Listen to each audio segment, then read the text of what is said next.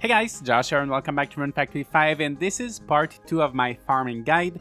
So in part 1 we covered all of the different stats for the soil and the nutrients you can use. And in this video we're gonna talk about the 5 farm dragons, all the different crystals you can use and how to find them. So let's just jump right into it. So first of all, in this game there are 5 farm dragons that you can use for farming, and you will unlock them as you progress through the main story. And at first glance it might look like these are seasonal dragons or that they have different properties or anything like that, but honestly, beside the fact that their size is different, so the biggest one will be the ice dragon, the smaller ones are the wind and the terra dragons, and the earth and fire are kind of like in the middle. So they have different sizes, and also on the later dragons you will unlock the barns, and the barn expansions will be more expensive. But in terms of stats and functionalities, they're all pretty much the same, so feel free to plant whatever you like on any dragon.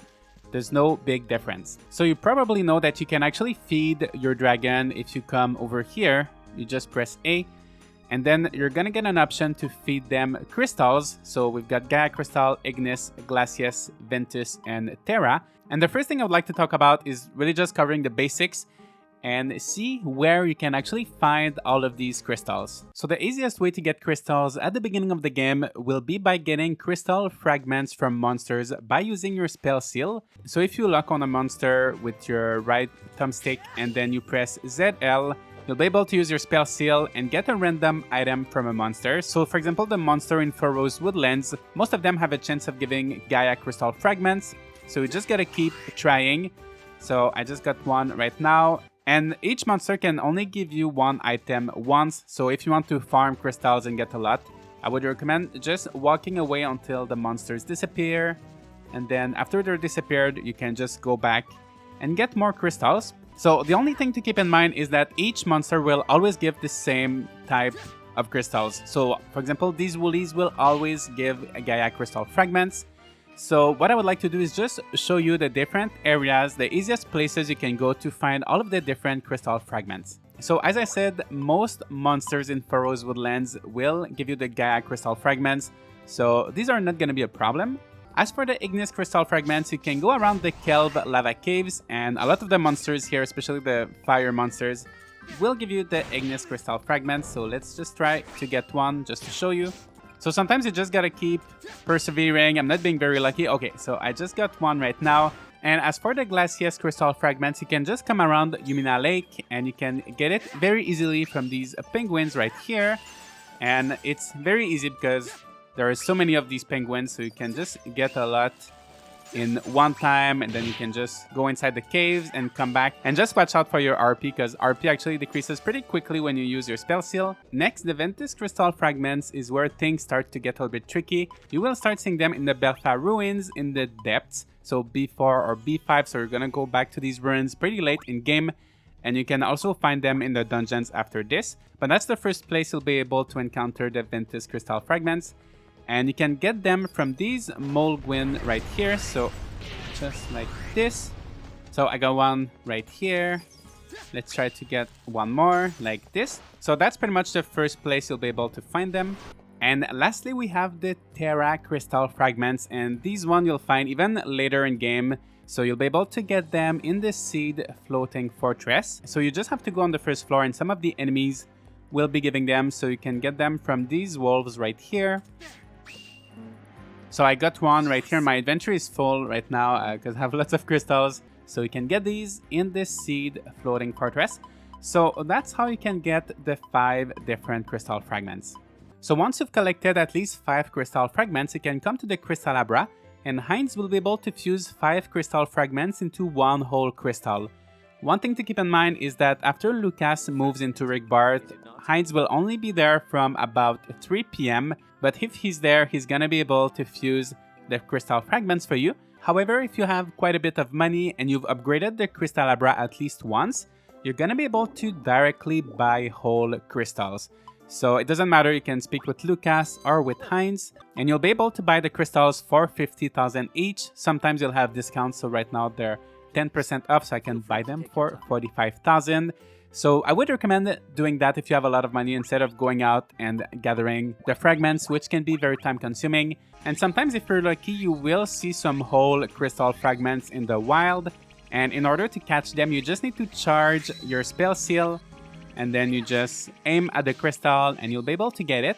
These will appear in preset locations, however they are pretty rare.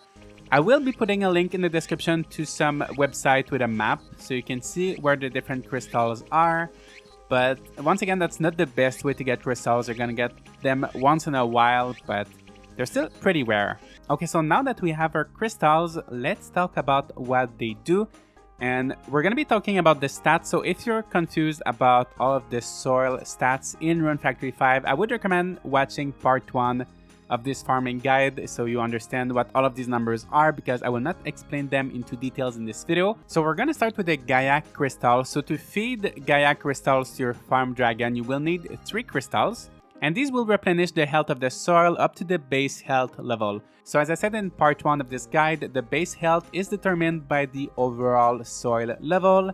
So the higher the overall soil level is, the higher the base health is going to be. So for example, this soil right here is level 11. Currently the health is at 141.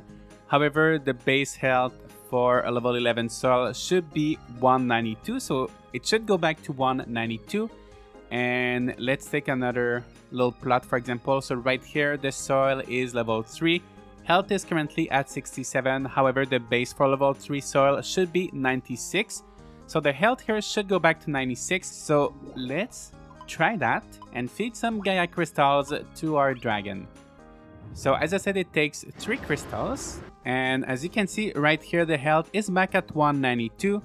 And this one is at 96. So obviously if the health of the soil is already over the base level, it's not gonna make any difference. But if it's under, it will bring it back to the base level. I forgot to mention that the Gaia Crystal will also increase the damage resist. And the higher your soil level is, the more the damage resist will increase. And contrary to the health stat, you can actually go above the base for damage resist. So if you have a lot of Gaia Crystals, you can actually do it multiple times in a row, all the way up to 63. So that's it for now in regards to the Gaia Crystals. There's one more thing you can do with these crystals, which I'll keep for the end of the video. For now, let's talk about the Ignis Crystals. So to feed Ignis Crystals, you're gonna need 5 of them, so that's pretty expensive, but they are definitely worth it. So they will increase their growth speed by 2.0 times. So for example, here I'm at 1.4 and here I'm at 0.9. So this one should go to 3.4 and this one to 2.9. So let's check that out. And also one more thing that they do that the game doesn't explain actually is that it recovers the HP of the crops to their base level, and the base level depends on the type of crop. So for example, here the pumpkins are at 98 and here this pumpkin is at 115, and let's check that green pepper. That green pepper is at 22. So let's go feed some Ignis Crystals to our dragon. So as you saw in the description, it just mentioned the growth speed, but it really does recover the HP as well. So that's a great way to recover HP for your whole field without having to use 4-leaf clover or corn. So as you can see, all of my pumpkins are back to 160, which is the base HP for a pumpkin. And our green pepper is at 98. And our pom-pom grass at 152. So their HP is recovered. And as you can see, the speed here went from 0.9 to 2.9. Here from 1.4 to 3.4. And so the growth speed will go down gradually just with time and by harvesting. And the HP will go back down a little bit every day.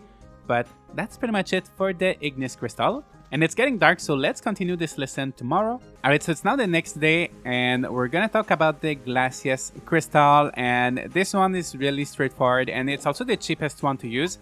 You only need 1 crystal, and it just makes it rain so you don't have to water your crops. It's already raining today, so it is pretty useless, but it doesn't change anything to the stats. So yeah, there's not much else to say for this one. Next, we have the Ventus Crystals, and to use these ones, you're gonna need to feed 2 crystals to your dragon. And these are pretty useful. They will recover the number plus stat of your soil.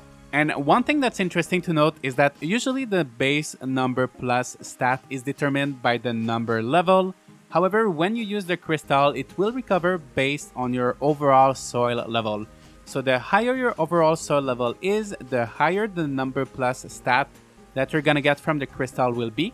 And basically, if your number plus stat is high enough, After a few days, you will start getting bigger yields. But on top of raising your number plus stat, the Ventus Crystals will also instantly increase the yield up to 3 times. So let's take a look with our pineapples right here. So that pineapple right here has a default yield of 3. And here some of the pineapples are a bit different. So this one, the yield is only at 2, probably because I forgot to water it.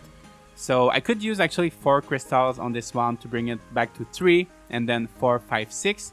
And this one is already at 4, so I could use 2 crystals. The first time it's going to go up to 5. Next time it's going to go up to 6. So let's just give that a try on these pineapples. So I'm going to go feed my dragon. So as I said, you need 2 crystals. So let's take a look. So the one that was giving me 3 now gives me 4. And the one that was at 2 now gives me 3. The one that was at 4 now is going to give me 5 pineapples. So as you can see here, my number plus is at 1.0 and my overall soil level is level 16. However, let's find a different plot with a lower soil level. So as you can see, this one here, the soil level is at 15. So my number plus here, instead of going all the way up to 1.0, it actually got to 0.5. So the higher your soil level is, the higher the number plus is going to be. So as you can see here, my soil is level 10, so my number plus is just 0.16. So I could just let these pineapples grow for a few days, and the ones with the higher number plus stats would see increased yields. However, I would like to increase it a little bit faster, so I'm just going to use other Ventus Crystals. Alright, so I just fed 2 other crystals to my dragon. Let's see if there is any difference. So as you can see here, this one went from 5 to 6, this one 3 to 4, and this one 4 to 5. However, the number plus didn't change. So the number plus is never going to be able to go over what corresponds to the overall soil level. So if I go where my soil level was level 10, as you can see, it's still at 0.16. And where I have my level 15 soil, it's still at 0.5. And also, as I said in my previous video, there are no nutrients you can use to increase number plus. So right now I could use a little bit more Ventus Crystals to bring all of these pineapples to a yield of 6 pineapples. However, what I will do, I will show you the effect of the number plus stat. So right now, this pineapple right here yields 5 pineapples, right? Most of them are at 5 pineapples right now. So we're just gonna come back tomorrow and see if the number plus has any positive effect. Alright, so it's now the next morning, and as you can see, the pineapples that were at 5 earlier, they're now at 6. Of course, the number plus went down a little bit because every day it's gonna try to go down to the base level, which corresponds to the number level. But you can see it had some effect. So the one that was at 4 went to 5. The ones that were at 5 went to 6. So they all went up. So I'm going to be getting a lot of pineapples. One last thing I would like to mention regarding the Ventus Crystals is that even though the number plus number will go back down to their base level gradually, the yield number will actually remain increased as long as the crop is alive and active. So for these pineapples, for example, if I never forget to water them, I could keep them for years and years, and their numbers should always remain at 6. So that is extremely useful for crops that you can harvest multiple times. So the last crystals are the Terra Crystals, and the number of Terra Crystals that you need will change depending on the dragon. And these will increase the size of your field permanently, and you can do this twice per farm dragon. So I already expanded this one once, so I'm gonna do the second expansion right now, which is gonna cost me 6 Terra Crystals. So let's see.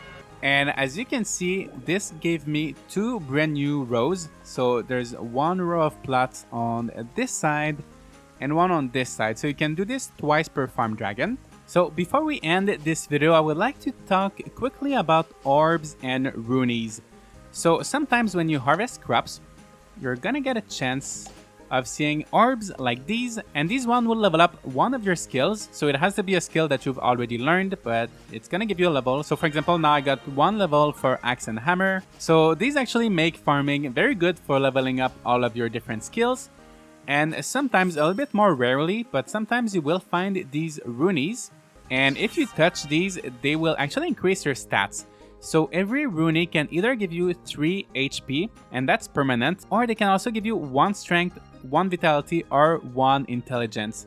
So these Runeys are really valuable because they increase your stats permanently, which is very good. So every time you harvest a crop, you will have a chance of getting an orb or a Rune. The orbs are a lot more common. And also, typically, the more valuable a crop is, the higher your chance of seeing these orbs and runeys. So the pineapples are very good for this. And also, since you can harvest pineapples very often and multiple times, these are the best crops to get lots of levels and lots of stats from runeys. And that's why I have this field of pineapple on my farm. And usually I can harvest them every 2 days and get lots of skills and stats. And one tip that was given to me by a viewer called Blue Dart, and the game doesn't tell you that, but if you feed Gaia Crystals to a farm dragon, it will actually kind of reverse the runeys and the orbs for that day. So you're gonna get very few orbs but a ton of runeys, and you'll be able to increase your stats pretty dramatically. So let's give that a try. So I'm gonna feed some Gaia Crystals to my dragon. And before we start, let's just take a screenshot of our stats right now. And let's start harvesting. And as you can see, I still get orbs, but I also get a lot more runeys than usual. So I've got 2 runeys right here, 3 runeys, 4 runeys. So each one of them will increase one of my stats. So let's just grab all of them and I'll harvest everything, and then let's take a look at how our stats change. Alright, so I just finished harvesting everything. So my HP went from 12,677 to 12,767. So I almost got 100 HP. My strength went from 789 to 814. Vitality from 930 to 953. Intelligence from 809 to 839. So that is quite a lot. And just imagine if you do that like every 2 days, you're gonna become overpowered extremely quickly. And buying all of these crystals is not even that expensive because these pineapples are gonna make you so much money. And if you make pineapple juice with your pineapples, you're gonna be making even more. But right now I've got almost 1 million in my chest, and there's actually pineapples that are just laying around that I didn't put in my chest yet. And even if you don't use Gaia Crystals, there are still some days where you will have lots of runeys. So these are called Runey days, and you'll see all of these little runeys floating around. So if you harvest your crops on those days, you will have tons of runeys as well. And also on those days, all of your crops will get a huge growth burst, and they will grow very fast on that day. However, just keep in mind, if you use the Gaia Crystals to get the runeys, you're not going to get the same growth burst. It's really just going to replace the orbs with runeys. And overall, I think that's pretty much it, guys, for the farm dragons and the crystals. I covered pretty much everything. I will do a part 3, which is probably going to be a bit shorter, and I will talk about how the monsters actually work on your farm and the levels required and how they work exactly. So there's going to be a part 3 on that. And if you do have any questions about farming in Rune Factory 5, let me know as well, and I might include them in future parts of this series. But that's pretty much it, guys. Thank you so much for watching. I really hope this video was helpful. Leave a like and subscribe if you'd like to see more Rune Factory 5 content like this, and I'll see you all in the next video.